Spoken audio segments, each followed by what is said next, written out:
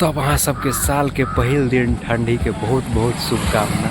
Enjoy लिया ठंडी के और चाय पियू और रजाई में पड़ल रहू और ठंडा के मजा। आसपास में एकदम कुहासा कते लागल छे और लगभग 100 मीटर से ज्यादा नहीं देखा रहा है, तेहन कुहासा लग गए और एकाएक अतेक ठंड भ गए कि देख रहा छे ओस के बूंद पूरा गाछ से टपक रहा है।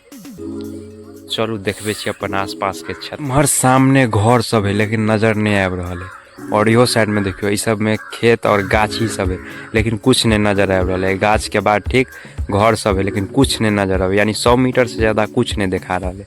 और एमरो रोड है लेकिन कुछ नहीं पता लग रहा है और एकाएक अतेक धोनी लगले। आई छे 14 नवंबर और पिछला साल एहि टाइम में हम सब गंजी में घूमिए लेकिन एहि बेर देखियो अतेक ठंडा बुझा रहा है। छठो घाट पर गल छलिए तो बुझाई छले ठंडा और ये हमरा बाड़ी सब में देखियो कतेक कुहासा लागल है, पूरा ओस टपक रहा है। आखिर 9:15 भ रहा है लेकिन कंडीशन देखियो पूरा धुनी और धूप निकले के नाम नहीं ल रहा है।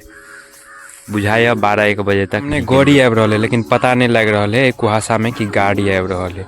और इस साइड में देखियो ओस के बूंद अते गिरल है कि मकड़ी के जाल है और ए पर देखियो कते लटकल है, एकदम महाजाल लग रहा है। और लगभग हम 8 बजे चौक तरफ गेलिए तो पूरा देख रहा छे जैकेट पहनने चलिए, सब पूरा छले भीज गया। ओस के बूंद पूरा केस पर छले, ये पिपनी और पर पूरा छले भर गया ना, बुझा रहा है कि शीतलहर चले ले ओनाहिए पूरा धोनी लग। अब केकरा केकरा घर दिशा अतेक कुहासा और ठंड बुझा रहा है कमेंट कर देवे और ये ब्लॉग के शेयर कर देवे। तो मिले छी फिर दोसर